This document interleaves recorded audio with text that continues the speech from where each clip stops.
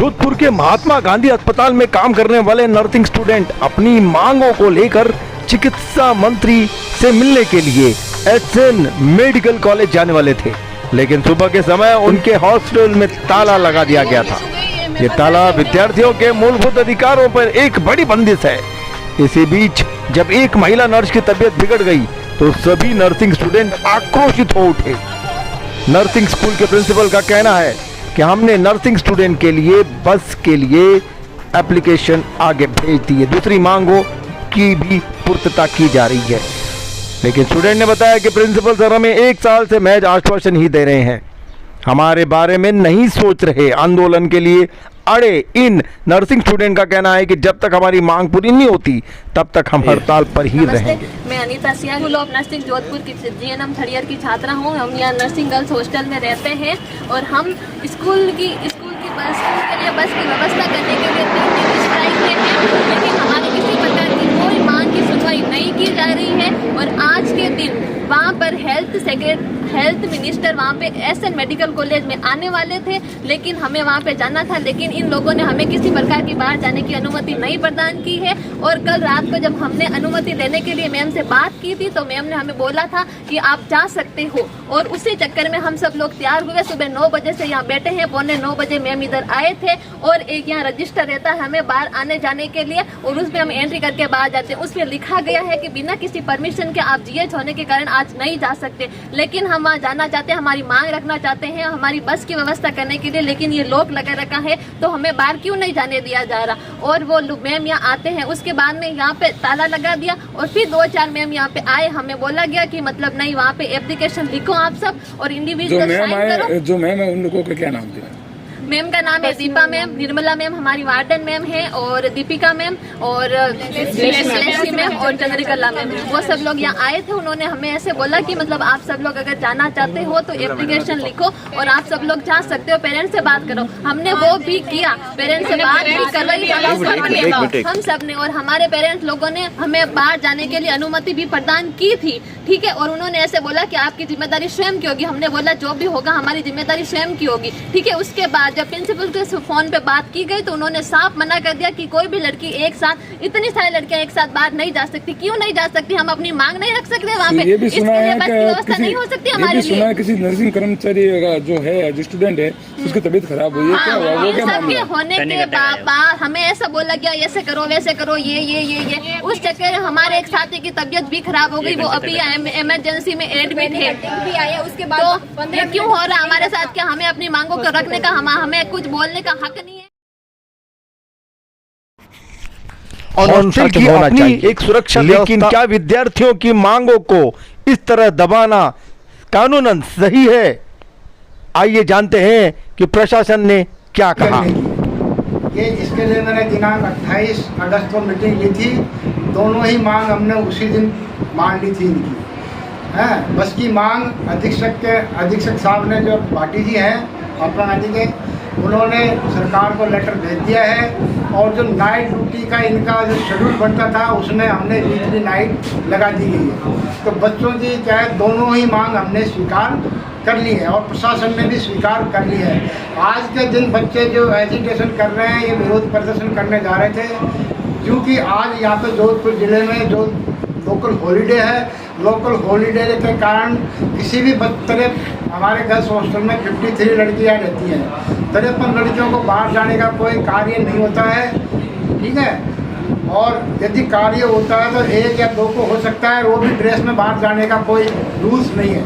Hostel के rules ये कहते हैं कि कोई भी लड़की छुट्टी के दिन बाहर नहीं जाएगी, क्योंकि ये 53 लड़कियाँ बाहर जा रही थी, इसलिए इनको जाने से रोका है हमने।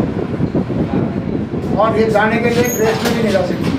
बच्चों की कोई मांग नहीं है, हमने सारी मांग इनकी स्वीकार कर ली। बच्चे किसी के बहकावे में आकर आज के समुद्र राउंड पे एमजीएच में, तो उनके सामने ये अपने ज्ञापन पेश करना चाहती थी, जो उनका अधिकार है, उसके लिए इन लोगों को रोका गया, उसका क्या कारण है? बच्चों का आज ज्ञापन का हो सकता है, मुझे इसकी खबर नहीं है। अधीक्षक साहब का जो सुब्रा सिंह का राउंड हुआ है उसमें मैं भी गया था, राउंड करके मैडम है जो निकल गई। बच्चों का ज्ञापन दोनों मांग मान ली गई है, तो बच्चों का ज्ञापन देने का आज कोई प्रश्न ही नहीं उठता। मैडम द्वारा लिखित में दिया गया है किसी बच्चे को बाहर नहीं भेजा जाएगा, अंदर से लॉक कर दिया जाए और लॉक करवाया गया है। नहीं, कोई ऐसा कोई रूल नहीं है, हॉस्टल का ये रूल है। हमारे हॉस्टल का डिसिप्लिन का जो नियमावली है हमने आपको उपलब्ध करवा दी है। क्यों नहीं? सर आपका परिचय?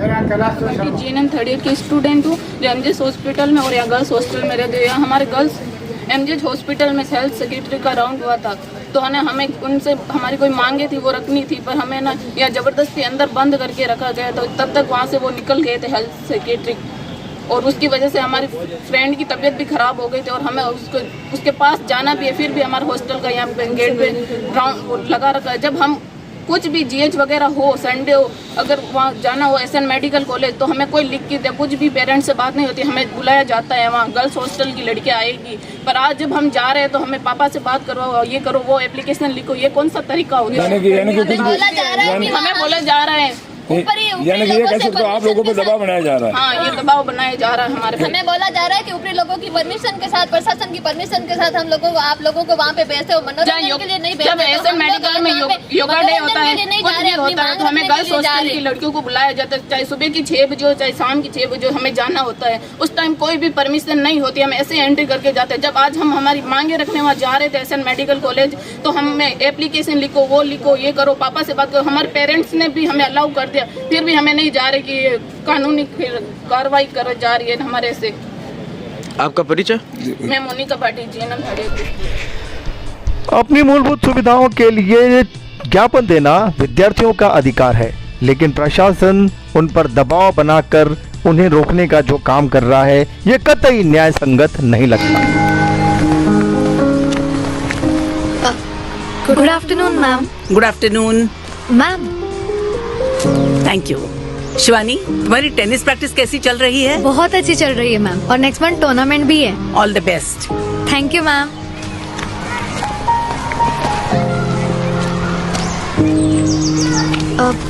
मैम, आपसे एक बात। सवाल ना पूछे वो स्टूडेंट कैसा, पूछो। मैम, हमारे स्कूल में इतने सारे पेड़ पौधे हैं, सबको माली देखते हैं, लेकिन सब जानते हैं कि यहाँ की पेड़ों को आप खुद देखती है। इनमें ऐसा क्या खास है? इसे जानती हो? चीकू। और ये? चंपा। ये मंजू है और ये आनंद करवा। मंजू, आनंद। ये सिर्फ पेड़ नहीं है, मेरी बैच ऑफ 95, मेरी सबसे पहली बैच, जिन्हें मैंने पढ़ाया और उन्होंने मुझे टीचर बनना सिखाया। और ये राहुल जोशी, क्लास का सबसे बड़ा क्वेश्चन मार्क। इसके सवालों ने इस मैथ्स टीचर को हिस्ट्री की स्टूडेंट बना दिया। और ये तुम्हारी तरह स्पोर्ट्स जीनियस रीमा शाह, और वो बैक बेंचर्स देख रही हो, क्लास के रॉकेट लॉन्चर्स। सुना है हाल ही में इन्होंने खुद का कोई स्टार्टअप लॉन्च किया है।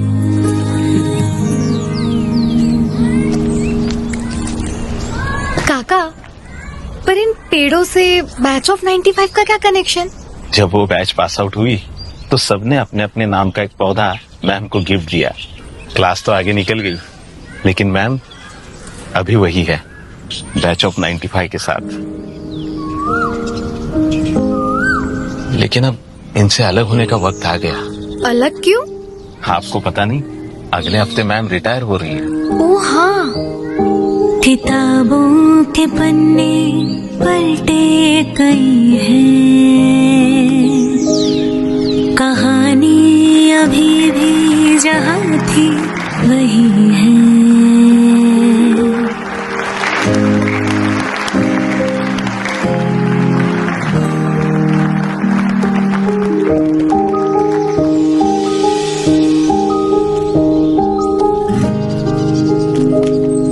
गोखले मैम।